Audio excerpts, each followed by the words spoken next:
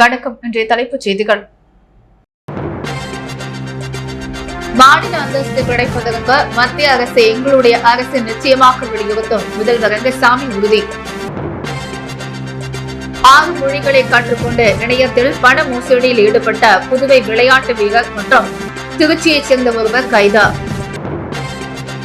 புதுவையில் தனியார் tuition centre மாணவர்களுக்கு கஞ்சா விற்ற 3 கைது. புதுச்சேரியில் மீண்டும் தொடரும் வெடிகுண்டு மிரட்டல். கவர்னர் மாளிகைகள் 4வது முறையாக வெடிகுண்டு சோதனை.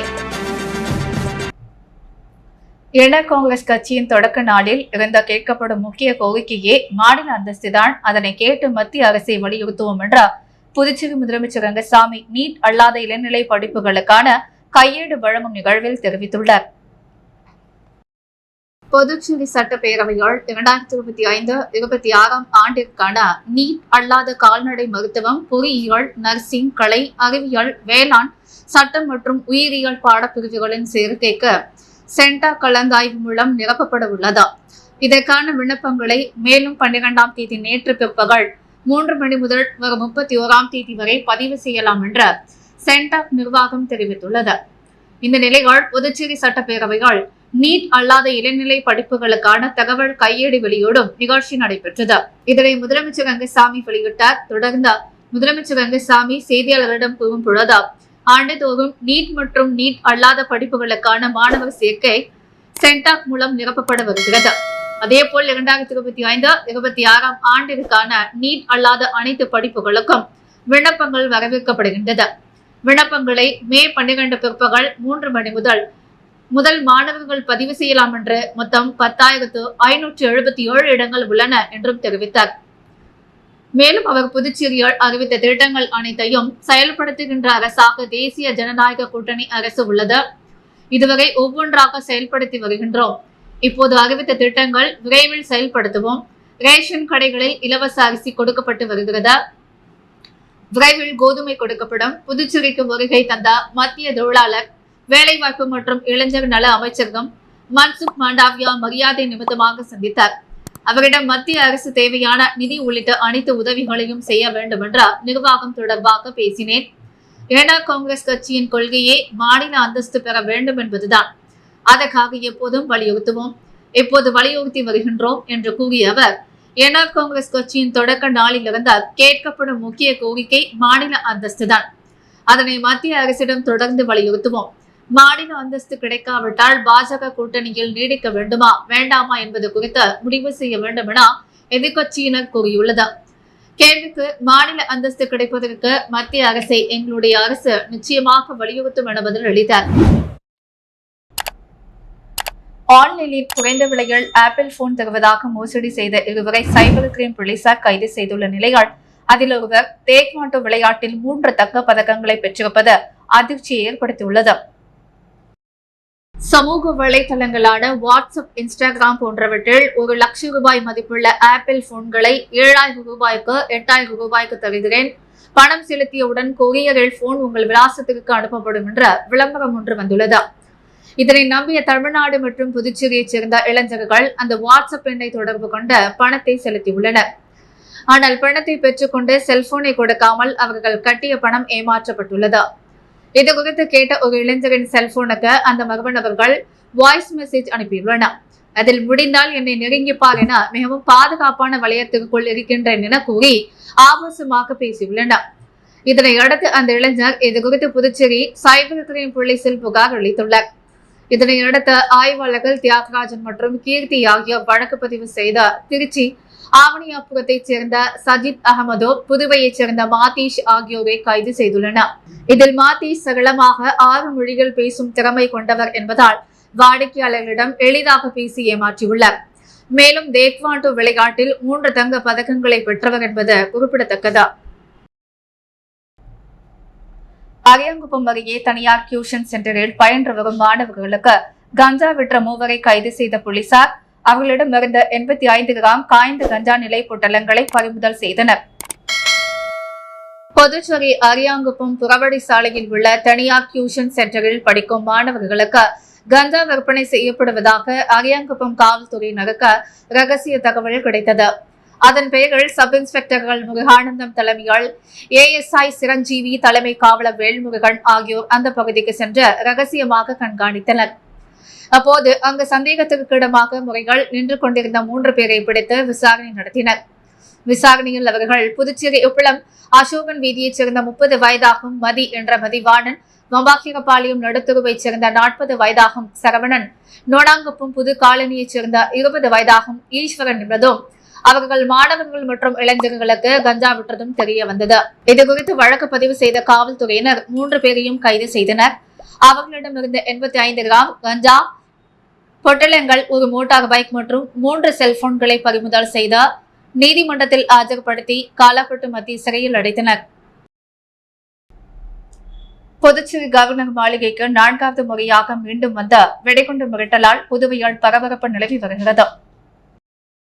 புதுச்சேரி ஆளுநர் மாளிகைக்கு இன்று மீண்டும் மர்ம நபர்கள் வெடிகுண்டு மிரட்டல் விடுத்துள்ளனர். அதிர்ச்சியடைந்த அதிகாரிகள் காவல் தலைமையகத்திற்கு தகவல் தெரிவித்தனர். அதனைத் தொடர்ந்து SP இன்ஸ்பெக்டர் தலைமையில் வெடிகுண்டு நிபுணர்கள் மற்றும் மோப்ப நாய் குழுவினர் கவர்னர் மாளிகையில் சோதனை மேற்கொண்டனர். இதனால் அந்த பகுதியில் சிறிது நேரம் பரபரப்பு ஏற்பட்டது. இதே கவர்னர் மாளிகைக்கு கடந்த 14 மற்றும் 22 தேதிகளில் இமெயில் வெடிகுண்டு மிரட்டல் விடுக்கப்பட்டது. இதுகுறித்து சைபர் கிரைம் போலீசார் வழக்கு பதிந்து விசாரணை மேற்கொண்டனர். தற்போது 4வது முறையாக கவர்னர் மாளிகைக்கு மிரட்டல் விடுத்தது குறிப்பிடத்தக்கது. புதுச்சேரியில் சமீப காலமாக வெடிகுண்டு மிரட்டல் விடுப்பது அதிகரித்து வருகிறது. குறிப்பாக ஜிப்மர், கவர்னர் மாளிகை மற்றும் முதல்வர் வீடுகளுக்கு தொடர்ந்த வெடிகுண்டு மிரட்டல் விடுக்கப்பட்டு வருவது போலீசார் மத்தியில் பெரும் அச்சத்தை ஏற்படுத்தியுள்ளது. வீர தமிழரசு வேலு நாச்சியார் இலக்கிய சமூக இயக்கம் சார்பில் முப்பெரும் விழா புதுவை தமிழ்ச்சங்கத்தில் நடைபெற்றது. வீர தமிழரசு வேலு நாச்சியார் இலக்கிய சமூக இயக்கம் நடத்திய முப்பெரும் விழாவாக புதுவை தமிழ்ச்சங்க அரங்கத்தில் வைகாசியில் பிறந்த வள்ளுவர் விழா கருத்தரங்கம், விருது வழங்குதல், நூல் வெளியீட்டு நடைபெற்றது. விழாவில் சட்டப்பேரவை தலைவர் செல்வம், சட்டமன்ற உறுப்பினர் VP ராமலிங்கம், ஜெய்ஹிந்த் செண்பகராம், உறவினர்கள் சீனு வேணுகோபால் ஆகியோர் கலந்து கொண்டு சிறப்பித்தனர். தஞ்சாவூர் மாவட்ட பொறுப்பாளர் சுஜாதா வரவேற்புரை ஆற்றினார். காரைக்கால் ராஜலட்சுமி, சென்னை புஷ்பலதா, திருவண்ணாமலை சித்ரா, புவனகிரி ஷர்மிளா, கரூர் கனகலட்சுமி, சென்னை கௌரி, மதுரை பாரதி உள்ளிட்ட இயக்கத்தின் புதுச்சேரி தமிழ்நாட்டின் 12 மாவட்ட பொறுப்பாளர்கள் கலந்து கொண்டனர். வீர தமிழரசு வேலு நாச்சியார் இலக்கிய சமூக இயக்கத்தின் நிறுவன தலைவர் NS கலைவரதன் மற்றும் கலைவாணி கணேசன் சிறப்பு விருந்தினர்களை சிறப்பித்தனர். இயக்கத்தில் பொறுப்பாளர்கள் வெற்றிவேலன், பத்மநாபன், நமச்சிவாயம், கலைவாணி தசிது, கிருஷ்ணா, திவ்யராமன், புவனா வேல்விழி, பச்சையம்மாள், ரத்தின விநாயகம், அமர்ஜோதி, சுதர்சனம், சத்தியமூர்த்தி, கயல்விழி ஆகியோர் விழாவை ஒருங்கிணைத்தனர். புதுச்சேரி மற்றும் தமிழ்நாட்டைச் சேர்ந்த தமிழ் சான்றோர்களுக்கு விருதுகள் வழங்கி சிறப்பிக்கப்பட்டது. ஏராளமான பொதுமக்கள் இந்நிகழ்ச்சியில் கலந்து கொண்டனர். தொடர்ந்து கலைமாமணி டாக்டர் நமச்சிவாயத்திற்கு நற்றமிழ் நாவலர் விருதை சபாநாயகர் செல்வம் வழங்கினார். முத்தியால்பேட்டை தொகுதியில் பொதுத் தேர்வில் 50% மேல் மதிப்பெண் பெற்ற மாணவர்களுக்கு பரிசுகள் வழங்க உள்ளதாக முன்னாள் திமுக சட்டமன்ற உறுப்பினர் நந்தா சரவணன் அறிவிப்பு வெளியிட்டுள்ளார்.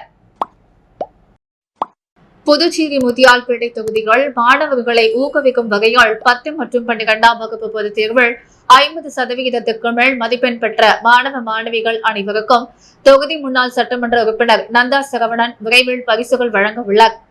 முதல் 3 இடங்களை பிடித்துள்ள மாணவர்களுக்கு சிறப்பு பரிசையும் வழங்க உள்ளார். Honda Activa scooter, scooty, laptop, cycle, mixie grinder, cooker, school bag, iron box, smart watch, rain coat உட்பட பல்வேறு பரிசுகள் வழங்க உள்ளதாக அறிவித்துள்ளார். அதன்படி முத்தியால்பேட்டை தொகுதியைச் சேர்ந்த மாணவ மாணவிகள் முத்தியால்பேட்டை முன்னாள் சட்டமன்ற உறுப்பினர் நந்தா சரவணன் திமுக அலுவலகத்தில் இன்று முதல் தங்கள் விவரங்களை அளித்து பதிவு செய்து கொள்ளலாம் என தெரிவித்துள்ளார். இதற்கான அறிவிப்பை முத்தியால்பேட்டை திமுக தலைமை அலுவலகத்தில் நிர்வாகிகள் முன்னிலையில் முன்னாள் சட்டமன்ற உறுப்பினர் நந்தா சரவணன் வெளியிட்டுள்ளார். இந்நிகழ்ச்சியில் தொகுதி செயலாளர் சௌரிராஜன், அவைத் தலைவர் எழிலன், தொகுதி துணை செயலாளர் ரவி, தொகுதி பிரதிநிதி தனசேகர், மதன் பாபு பூபதி, பிரகாஷ் பாபு, பாஸ்கர் ரகுபதி, பாஸ்கர் சந்துரு, சண்முகம், ஜீவா, மாபதி உதயகுமார், வேணு மற்றும் தொகுதி திமுக நிர்வாகிகள் கலந்து கொண்டனர். ரெட்டியார்பாளையம் அருள்மிகு ஸ்ரீ ராஜராஜேஸ்வரி அம்மன் ஆலயத்தில் சித்ரா பௌர்ணமியையொட்டி சுவாமி வீதி உலா நடைபெற்றது. புதுச்சேரி ரெட்டியார்பாளையம் காவிரி நகரில் அமைந்துள்ள அருள்மிகு ஸ்ரீ ராஜராஜேஸ்வரி அம்மன் ஆலயத்தில் 21ஆம் ஆண்டு கும்பாபிஷேக ஆண்டு விழா மற்றும் சித்ரா பௌர்ணமி விழா விமரிசையாக நடைபெற்றது.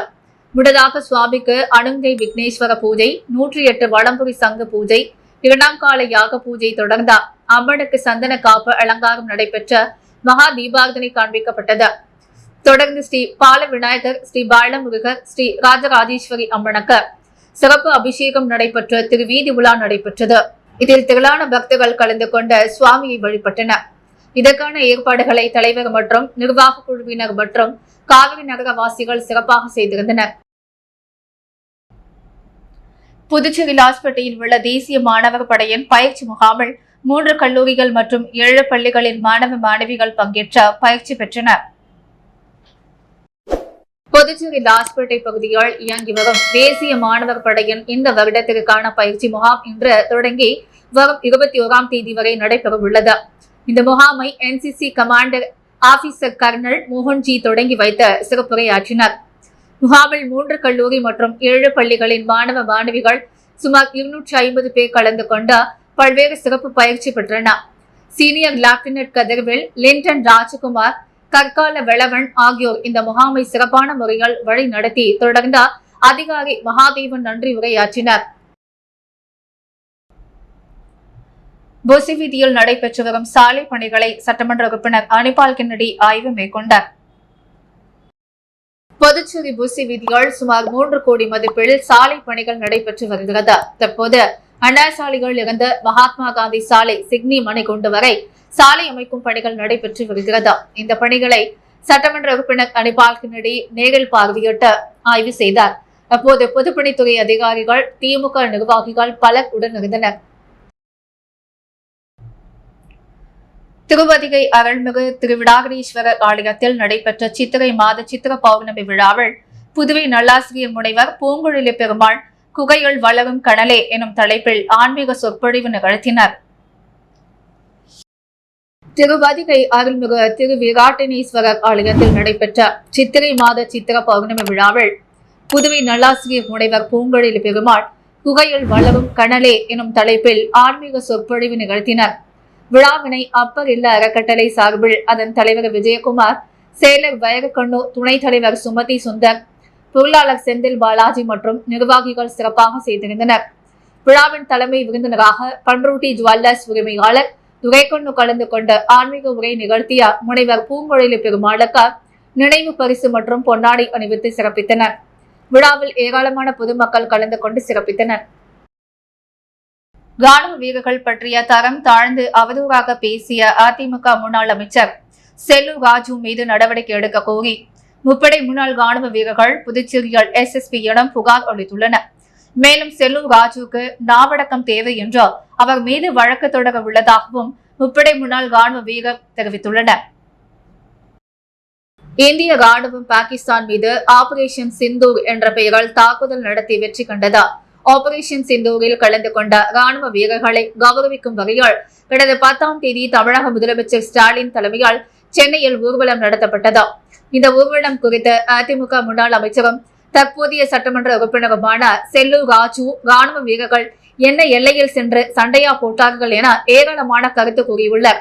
இவரது பேச்சுக்கு தமிழகம் முழுவதும் எதிர்ப்பு தெரிவிக்கப்பட்ட வரும் வேளையால் புதுச்சேரியைச் சேர்ந்த ராணுவ வீரர்கள் மற்றும் முன்னாள் ராணுவ வீரர்களை அவமதிக்கும் செயல் என கூறி தரம் தாழ்ந்து ராணுவ வீரர்களை அவமதிக்கும் வகையில் பேசிய செல்லூர் ராஜு மீது நடவடிக்கை எடுக்க கோரி புதுச்சேரியைச் சேர்ந்த முப்படை முன்னாள் ராணுவ வீரர்கள் மற்றும் வீரதாய்மார்கள் நலசங்கம் சார்பில் புதுச்சேரி உருளையன்பேட்டை காவல் நிலையத்தில் உள்ள முதுநிலை காவல் கண்காணிப்பாளரிடம் புகார் மனு அளித்தனர்.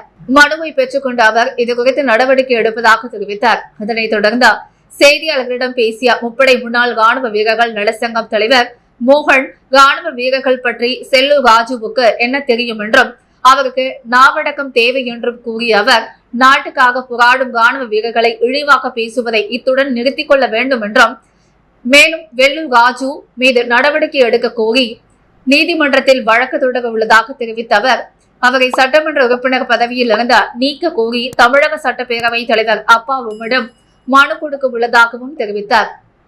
மேலும் ராணுவ வீரர்கள் எல்லையில் போராடி வருவதை அரசியல்வாதிகள் யாரும் அரசியல் செய்ய வேண்டாம் என எச்சரிக்கை விடுத்தனர். தனியார் நிறுவனத்தின் உரிமையாளர் போல் ஆள் மாற்றம் செய்து 5 கோடியே 10 லட்சம் ரூபாய் கொள்ளையடித்த பணம் சென்ற வங்கிக் கணக்கு உரிமையாளரை புதுச்சேரி சைபர் கிரைம் போலீசார் கைது செய்தனர். புதுச்சேரியில் உள்ள தனியார் நிறுவனத்தின் உரிமையாளர் போல் வாட்ஸ்அப்பில் அந்த நிறுவனத்தின் கணக்காளரை தொடர்பு கொண்ட தான் தொடங்க உள்ள புதிய திட்டத்திற்காக அவர் கூறும் வங்கிக் கணக்கில் பணத்தையும் அனுப்புமாறு கூறினார். அதனை நம்பி கணக்காளர் 5 கோடியே 10 லட்சம் ரூபாயை அனுப்பினார். அதன் பிறகே தான் மோசடி செய்யப்பட்டதை அறிந்த கணக்காளர் அளித்த புகாரின் பேரில் புதுச்சேரி சைபர் கிரைம் போலீசார் வழக்கு பதிந்து விசாரித்தனர். அதில் சைபர் குற்றவாளி மோசடி மூலம் பெற்ற 5 கோடியே 10 லட்சம் ரூபாய் 3 கோடி மேற்கு வங்கம் முர்ஷிதாபாத் வங்கிக் கிளைக்கு மாற்றப்பட்டிருந்தது. அதனைத் தொடர்ந்து அந்த வங்கிக் கணக்கின் உரிமையாளரான மேற்கு வங்கம் முர்ஷிதாபாத் மாவட்டம் ஜலாங்கியைச் சேர்ந்த மொபிகுல் ஆலயம் உலாவை கடந்த மாதம் கைது செய்த சிறையில் அடைத்தனர். இவ்வழக்கில் மற்றொரு வங்கிக் கணக்கில் ரூபாய் 1 கோடியே 80 லட்சம் கேரள மாநிலம் திருவனந்தபுரத்தைச் சேர்ந்த சரத் என்பவரின் வங்கிக் கணக்கிற்கு சென்றது என தெரிய வந்தது. அதனைத் தொடர்ந்து SSP நாகசைதன்யா, SP பாஸ்கரன் ஆகியோரின் வழிகாட்டுதலின் பெயரில் இன்ஸ்பெக்டர் தியாகராஜன் மேற்பார்வையால், இன்ஸ்பெக்டர் கீர்த்தி தலைமையால், ஏட்டு மணிமொழி மற்றும் போலீசார் பாலாஜி, வைத்தியநாதன் ஆகியோர் கொண்ட குழுவினர் கேரளாவிற்கு சென்ற சரத்தை கைது செய்தார். புதுச்சேரி அழைத்து வந்து அவரை நேற்று நீதிமன்றத்தில் ஆஜர்படுத்தி சிறையில் அடைத்தனர். விவசாயிகளின் பணத்தை ஊழல் முறைகேடு செய்துள்ள வங்கி அதிகாரிகள் மீது நடவடிக்கை எடுக்க கோரி திருபுவனை கூட்டுறவு வங்கியை கண்டித்தும் கூட்டுறவு பதிவாளர் அலுவலகம் அருகில் ஆர்ப்பாட்டம் நடைபெற்றது. புதுச்சேரி திருபுவனை கூட்டுறவு விவசாயிகள் சேவை வங்கியில் வைப்பு தொகை வைத்துள்ள விவசாயிகளுக்கு வைப்பு தொகை முதிர்வடைந்தும் பணத்தை திருப்பி தராமல் அலைக்கழிக்கும் அதிகாரிகளை கண்டித்தும் விவசாயிகளின் பணத்தை ஊழல் முறைகேடு செய்துள்ள வங்கி அதிகாரிகள் மீது நடவடிக்கை எடுக்க கோரி இப்போராட்டம் நடைபெற்றது. புதுச்சேரி VVP நகர் கூட்டுறவு பதிவாளர் அலுவலகம் அருகில் நடைபெற்ற ஆர்ப்பாட்டத்திற்கு மார்க்சிஸ்ட் கம்யூனிஸ்ட் கட்சியின் மண்ணாடி பட்ட கமிட்டி செயலாளர் ரகு அன்புமணி தலைமை தாங்கினார். மார்க்சிஸ்ட் கம்யூனிஸ்ட் கட்சியின் மாநில செயலாளர் S ராமச்சந்திரன், செயற்குழு உறுப்பினர் ராஜாங்கம், மாநில குழு உறுப்பினர்கள் சங்கர், மதிவாணன் ஆகியோர் கண்டன உரையாற்றினார்கள். கமிட்டி உறுப்பினர்கள் நாகராஜ், கந்தநாதன், விநாயகம், முத்து பாரதி உள்ளிட்ட திரளான விவசாயிகள் போராட்டத்தில் பங்கேற்றனர். அரியாங்குப்பம் ராதாகிருஷ்ணன் நகர் சிவலிங்கபுரத்தில் எழுந்தருளியுள்ள அருள்மிகு ஸ்ரீ சிவசைலநாதர் ஆலயத்தில் சித்ரா பௌர்ணமியை முன்னிட்டு திருவிளக்கு பூஜை நடைபெற்றது. அரியாங்குப்பம் கொம்யூன் ராதாகிருஷ்ணன் நகர் சிவலிங்கபுரத்தில் எழுந்தருளியுள்ள அருள்மிகு திரிபுர சுந்தரி சமேத ஸ்ரீ சிவசைல நாதர் ஆலயத்தில் சித்ரா பௌர்ணமி சிறப்பு பூஜை மற்றும் 108 திருவிளக்கு பூஜை விழா நடைபெற்றது. இதில் காலை மூலவர் சிவபெருமானுக்கு பல வகை திரவியங்களால் ஆன சிறப்பு அபிஷேகங்கள் நடைபெற்ற சிறப்பு அலங்காரத்தில் தீபாராதனைகள் காண்பிக்கப்பட்டது.